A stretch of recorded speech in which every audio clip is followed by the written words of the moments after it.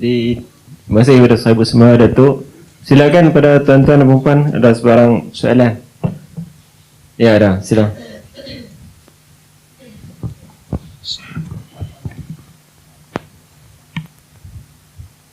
Bismillahirrahmanirrahim. Assalamualaikum Datuk Mufti. Seperti yang kita tahu, kita beriman bahawa syurga adalah balasan bagi orang yang melakukan amal yang baik, manakala neraka adalah balasan bagi kepada orang-orang yang melakukan salah lah dalam Islam.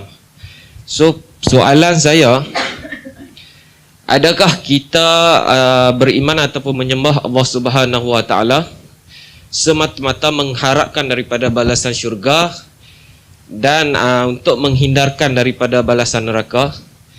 Dan seandainya syurga ataupun neraka tak ada, adakah kita akan terus menyembah Allah Subhanahu Wa Taala? Terima kasih Datuk Mufti. Okey, terima kasih. Soal saya ambil hak ujung tu dulu. Seandainya syurga dan neraka tak ada, tak boleh nak andai, dia memang dah ada.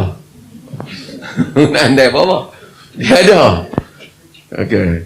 Dia dalam fiqh dia panggil yang ni fiqh iftiradi.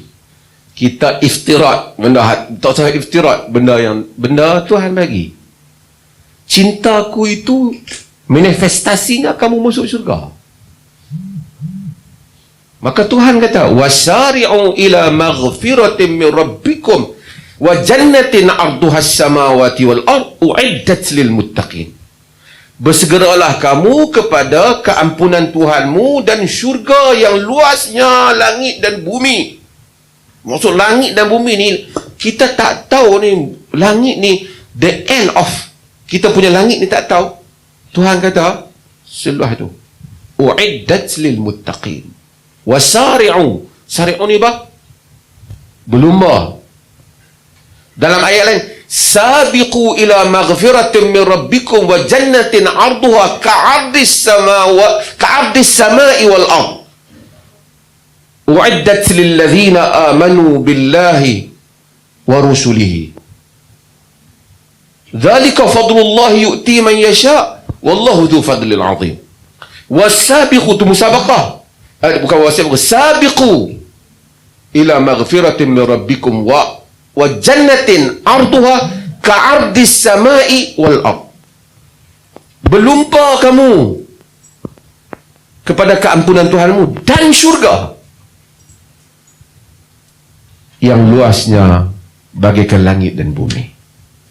Sebab pada di situ ada kecintaan pada Allah. Kita tak sembah syurga, tapi kita tahu Allah bila disayang, dia balas kita dengan syurga. Dia balas kita dengan syurga. Dan manusia itu tabiatnya. Dan Allah setiap kali menawarkan amalan soleh, dia tawarkan syurga. Kerana dia tahu, dia ciptakan kita macam tu. Dan manusia bila dia nak, manusia ni cinta dibuktikan dengan sesuatu yang dia dapat. Bukan maksud pada kita cinta pada satu perempuan, aku cinta pada kau, tapi aku tak mau kahwin. Bolehlah juga, kan? Tapi semua orang yang bercinta, kalau kau cinta kau tak tulus, sebab kau cinta nak kahwin dengan aku. Kalau kau betul cinta aku, kita hanya cinta, jangan kahwin. Kalau macam tu, tuan-tuan takkan kahwin dengan pasangan tuan-tuan cinta. Kahwin tu manifestasi kepada cinta. Dalam kurniaan Allah, ketaatan, keikhlasan itu antara kita dengan Tuhan kita. Tetapi balasannya ialah syurga. Pasal dia buat begitu setting dah. Kita tak pernah, kalau kita solat, dia suruh kita sembahyang malam, dia tawar apa? Dia tawar syurga. Dia tawar syurga. Kerana kita tahu bahawasanya bila kita memasuki syurga, berarti kita memasuki tempat yang mendekatkan kita dengan dia. Allah tak ada di neraka. Cinta dia ada di syurga. Sebab itu kita mengambil syurga. Saya tahu soalan ni sebab kerana ada di kalangan aliran sufi, dia menyatakan siapa yang sembah Allah, semayang kerana nak dapat syurga, syirik. Ini tidak benar. Nabi minta syurga. Allahumma inni as'alukal jannah. Aku minta padamu syurga. Minta syurga. Macam kita kadang-kadang, saya dah buat contoh lain lah. Kalau betul-betul ikhlas mayat, tak perlu pergi masjid. Di mana saja. Tak betul lah, kerana di masjid itu adanya tempat ibadah kepada dia. Kalau kau betul-betul Islam yang kuat, kau tak perlu pergi haji.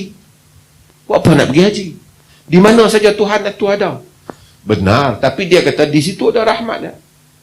Kalau di Mekah ada rahmat dia, kita pergi. Dalam masjid ada rahmat dia, kita pergi. Di syurga rahmat dia paling besar, tentu kita nak masuk. Wallahu a'lam.